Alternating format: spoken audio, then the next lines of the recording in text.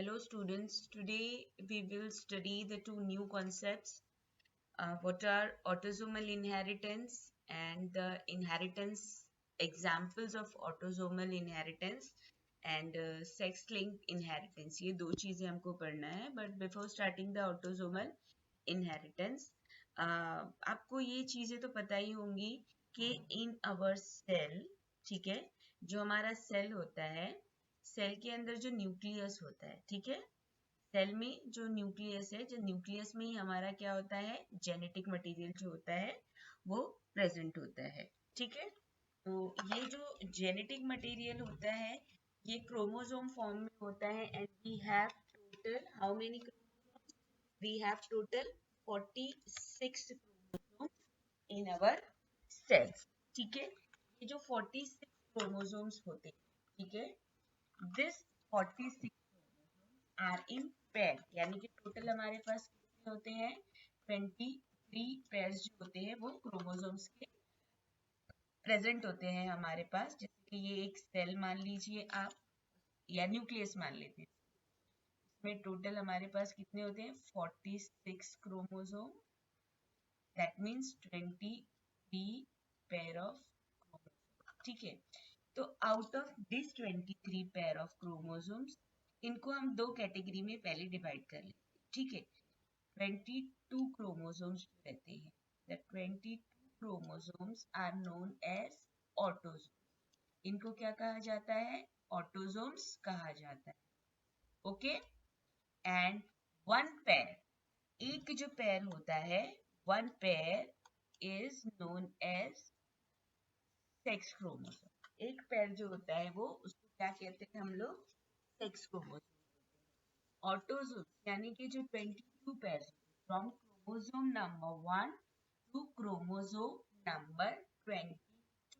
ठीक है, ये जो होते हैं ये हमारा जेंडर जो होता है ये नहीं डिटरमाइन करते, इनसे मेल बनेगा या फीमेल बनेगा ये डिटरमाइन नहीं होता है. सेक्स क्रोमोसोम जो होता है, जो सिंगल पेयर होता है, वो जो होता है उससे क्या पता चलता है कि मेल होगा या फीमेल होगा, जो हम लोग ऑलरेडी डिस्कस कर चुके थे. एक्स क्रोमोसोम होता है और वाई क्रोमोसोम होता है. एक्स एक्स क्रोमोसोम जो होता है वो क्या होता है, उससे female, and X Y chromosome जो होता है वो क्या होता है, मेल. ठीक है, इतना आपको याद होगा.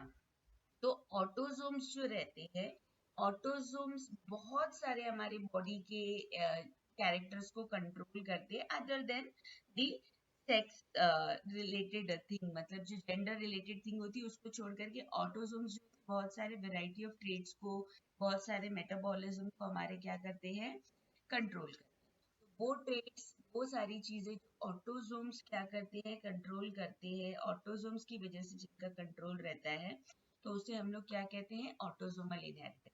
जैसे कि हम यहाँ पर एक एग्जांपल लेते हैं कि एक क्रोमोसोम नंबर 1 है,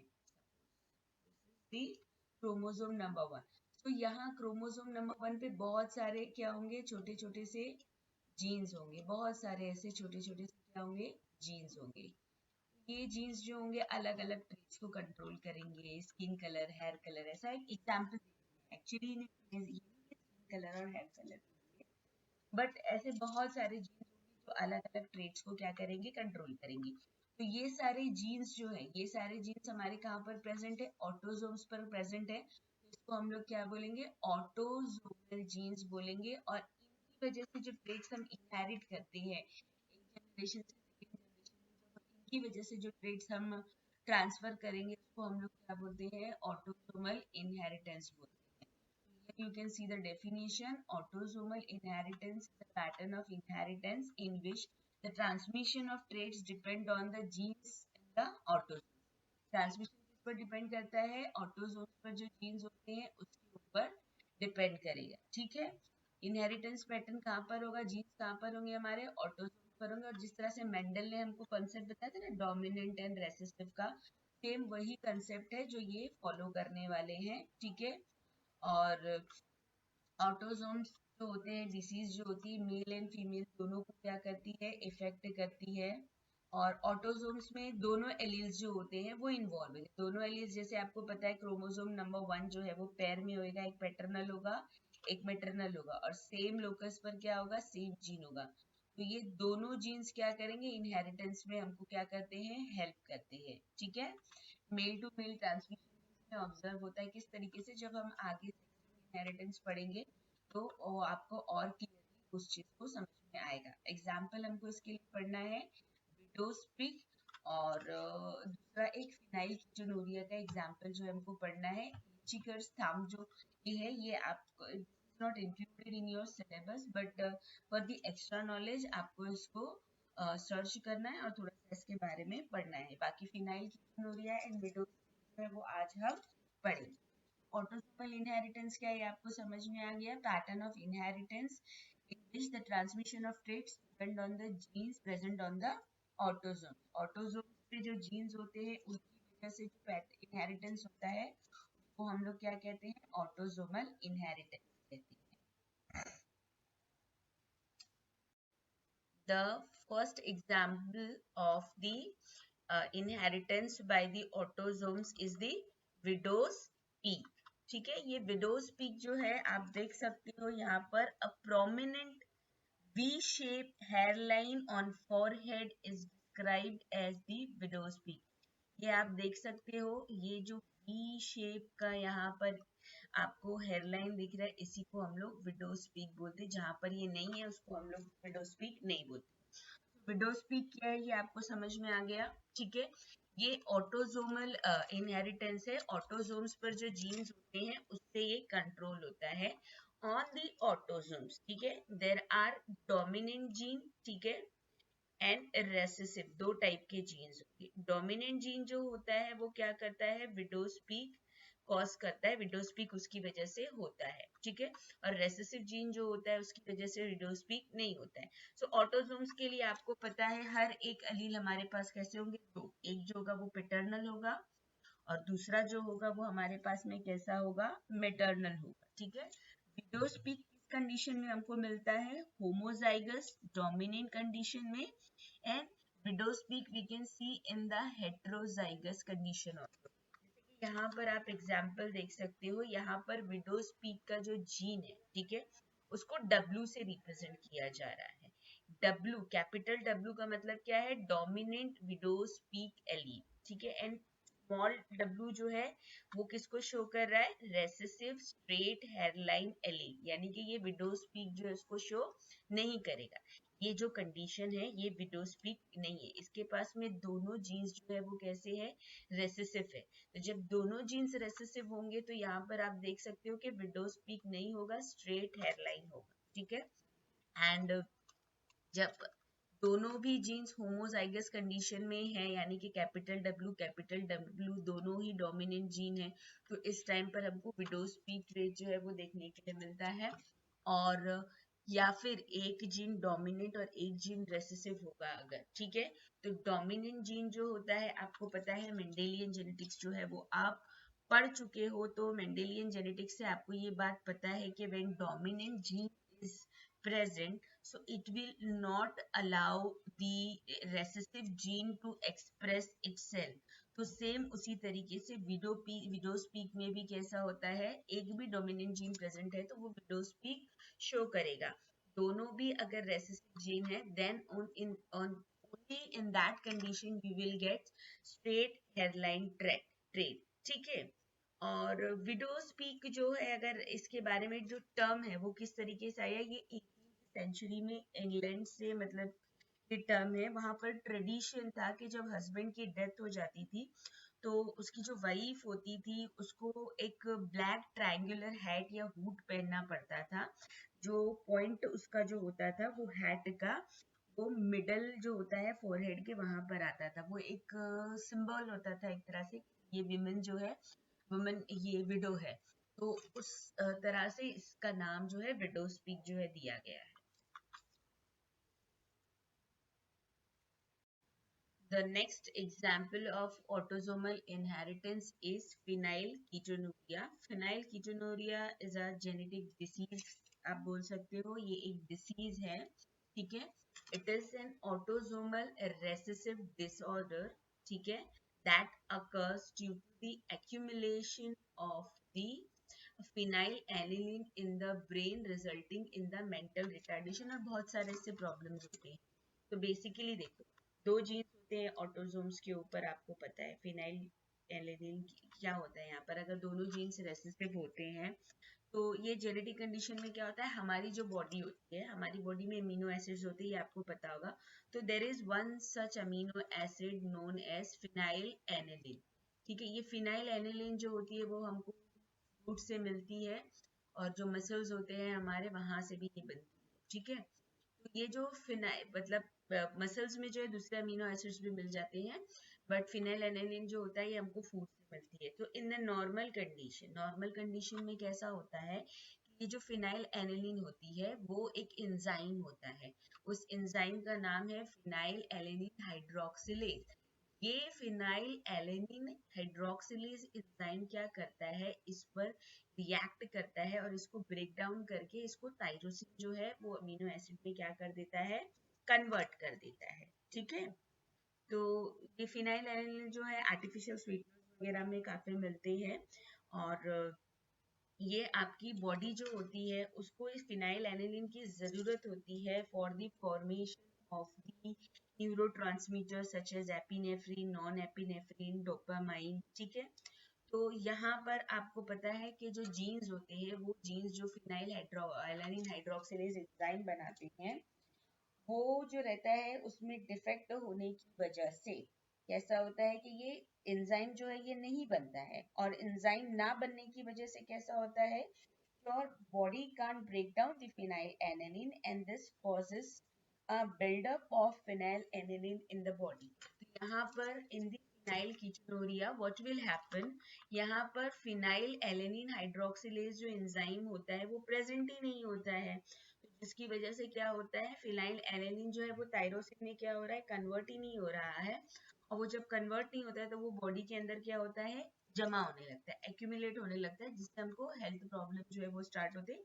and this condition is known as the phenylketonuria. ठीक है, फिनाइल कीटोनूरिया जो है, बेबी जो पैदा होते हैं तो उनमें स्टार्टिंग के कुछ अर्ली स्टेजेस होते हैं, उसमें वो डिस्कवर नहीं होता है, एंड बेबी अपीयर्स नॉर्मल।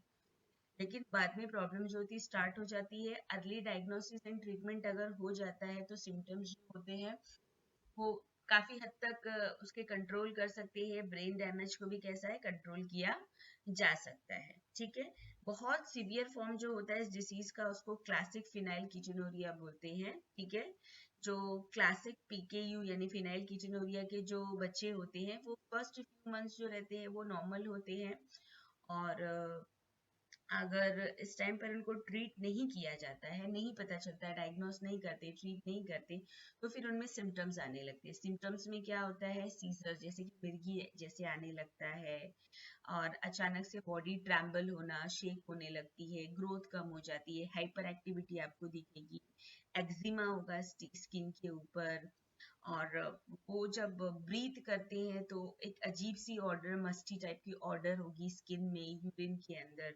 ठीक है, तो और अगर ये ट्रीट नहीं होती है तो इसकी वजह से ब्रेन में इरिवर्सिबल डैमेज हो सकते हैं, जिससे इंटेलेक्चुअल डिसेबिलिटी आती है, मेंटल रिटार्डेशन हो सकता है, बिहेवियरल प्रॉब्लम्स आते हैं। तो ये सारे प्रॉब्लम जो होते हैं ये फिनाइल कीटोनूरिया की वजह से होता है। ठीक है, फिनाइल कीटोनूरिया जो है वो PAH जीन के डिफेक्ट की वजह से होता है। वो जीन जिसकी वजह से कैसा होता है, PAH जीन होता है। अगर दोनों पेरेंट्स के अंदर, जैसे कि दो जीन्स है, अगर ये एक मदर का जीन है, आप समझ लीजिए ये एक फादर का जीन है, अगर मदर का जीन डिफेक्टिव है, फादर का जीन नॉर्मल है, तो भी बेबी जो है वो सरवाइव कर सकता है। ये एक जो जीन होगा तो उससे थोड़ा तो फिनाइल जो होगा वो क्या होगा, प्रोड्यूस होगा। ठीक है, ये करियर होंगे लेकिन इतना प्रॉब्लम नहीं होगा। लेकिन अगर दोनों जीन्स रेसेसिव होते हैं तो ऐसी कंडीशन में कैसा होता है, ये बच्चा जो होता है वो फिनाइल डिसीज से सफर करता है।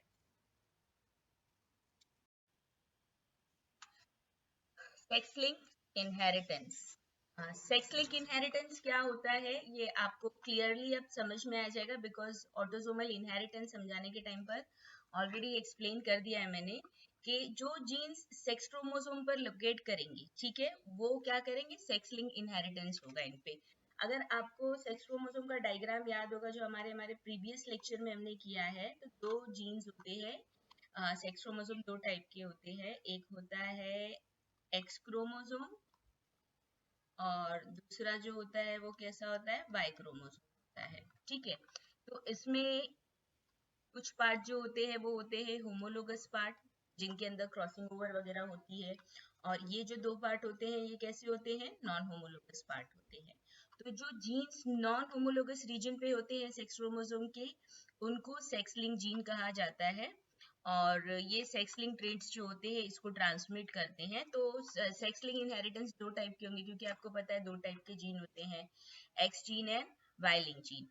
एक्स लिंक जीन्स किसको बोलते हैं, located on the non homologous region of X chromosome and they do not have corresponding alleles on Y chromosome. इसके एलील्स वाई क्रोमोसोम पे नहीं होंगे क्योंकि ये दोनों नॉन होमोलोगस रीजन है। And on the other hand genes located on the non homologous region of Y chromosomes are known as Y link jeans and the Y link genes are inherited directly from male to male. ठीक है, इन ये violin jeans होते हैं। Mail to mail क्यों, क्योंकि females जो होते हैं, फीमेल्स कैसे होते हैं, they have two X chromosome, तो इनमें वाई क्रोमोसोम तो होता ही नहीं है कि उनके पास में वाई लिंक इनहेरिटेंस जाएगा। और मेल और ये मेल जो होता है उनमें एक एक्स क्रोमोसोम होता है और एक वाई क्रोमोसोम, तो male only have Y chromosome, तो उनमें कैसा होगा, वाई लिंक इनहेरिटेंस होगा। समझ में आया इतना आप लोगों को? ठीक है, तो वाइलिंग जीन जो भी वाइलिंग इनहेरिटेंस होगा वो किस में होगा, सिर्फ मेल्स में होता है, और एक्स लिंक इनहेरिटेंस जो होगा ये आपको मेल एंड फीमेल्स दोनों में देखने के लिए मिलता है। बट यहाँ पर भी एक कंडीशन है, एस देखो यहाँ पर कैसा होता है, फीमेल जो होती है उनमें दो एक्स क्रोमोसोम होता है, and in the male there is one X chromosome and one Y chromosome. ठीक है, तो यहाँ पर एक एक्स क्रोमोसोम, अगर सपोज यहाँ पर एक जीन रेसेसिव है, और तो दूसरे पे चांसेस होंगे कि कैसा हो जाए, डोमिनेंट जीन हो जाए। ठीक है, तो ऐसी सिचुएशन में फीमेल कैरियर होगी और नॉर्मल हो सकती है। ठीक है, तो और दूसरी कंडीशन यहाँ पर अगर हम लोग लेते हैं, अगर यहाँ पर जीन्स में डिफेक्ट है, जीन रेसेसिव है या कोई भी प्रॉब्लम है, तो इसको कवर करने के लिए दूसरा एक्स क्रोमोसोम नहीं होता है, बिकॉज मेल्स में कैसा है, there is only one X chromosome, male will be sufferer. क्या होगा, सफरर होगा, यानी कि एक्स लिंक इनहेरिटेंस जो होती है, एक्स लिंक डिसीजेस जो होती है वो मेल्स में ज्यादा होती है as compare to females, females में बहुत कम होती है। क्यों, दो क्रोमोसोम होते हैं, एक अगर रेसेसिव है तो दूसरा डोमिनेंट होकर के उसके इफेक्ट को क्या कर सकता है, कवर कर सकता है। बट मेल में अगर एक भी जीन डिफेक्टिव है तो वो क्या होगा, वो कवर नहीं हो सकता है।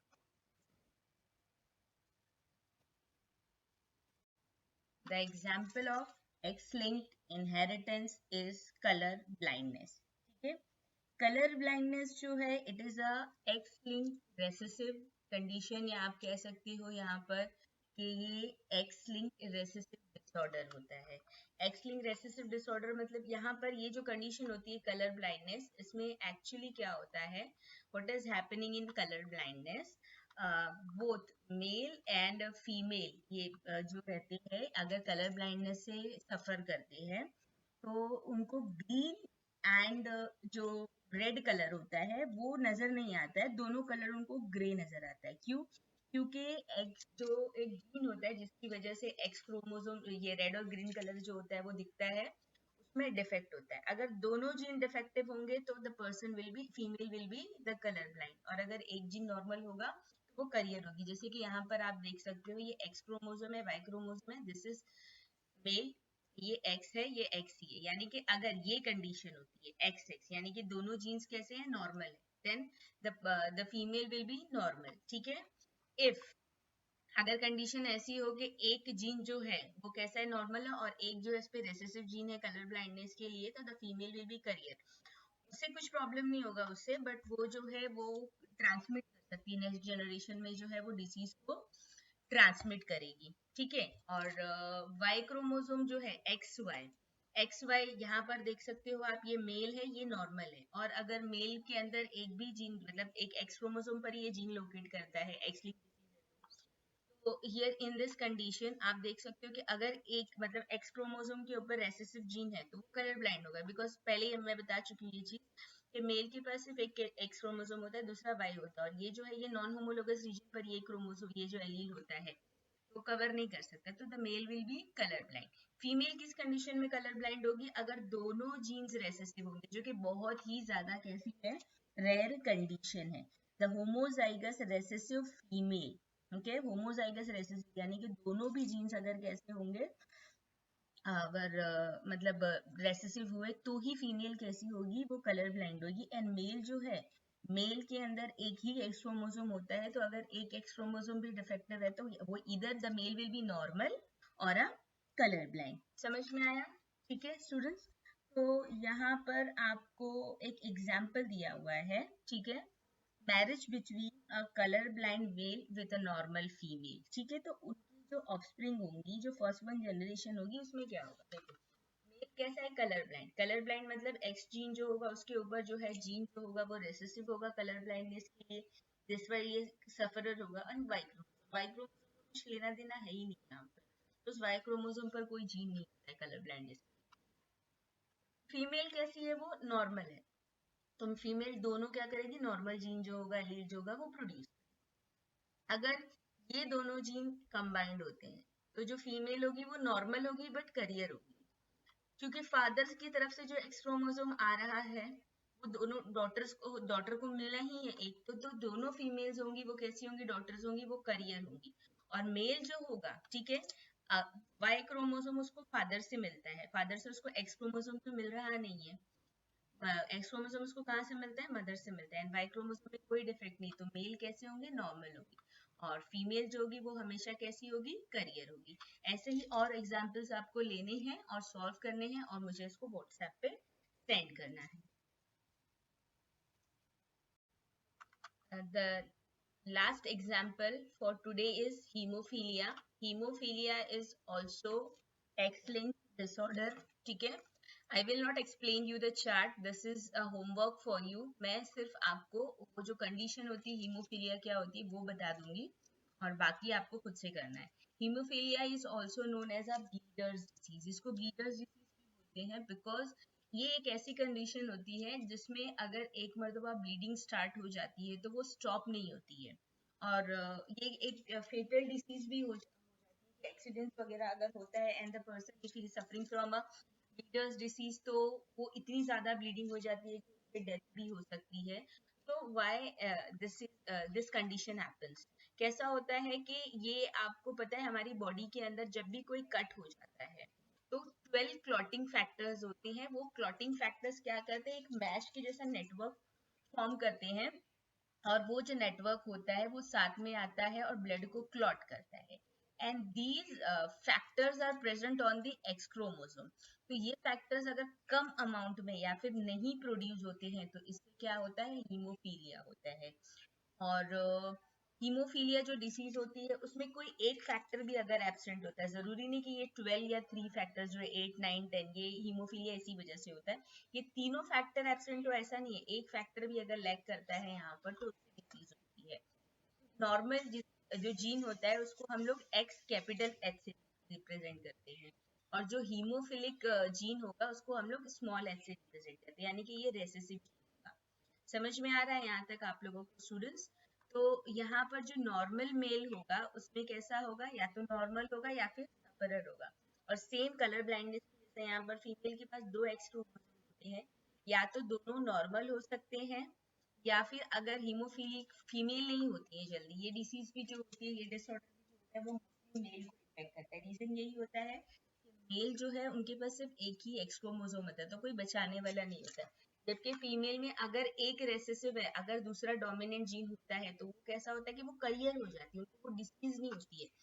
They can spread the disease but उनको डिसीज नहीं होती। बहुत ही रेयर कंडीशन में जब वो दोनों जीन्स होते हैं, दोनों जीन्स अगर रेसेसिव होंगे तभी फीमेल जो होती है वो क्या होगी, हीमोफिलिक होगी।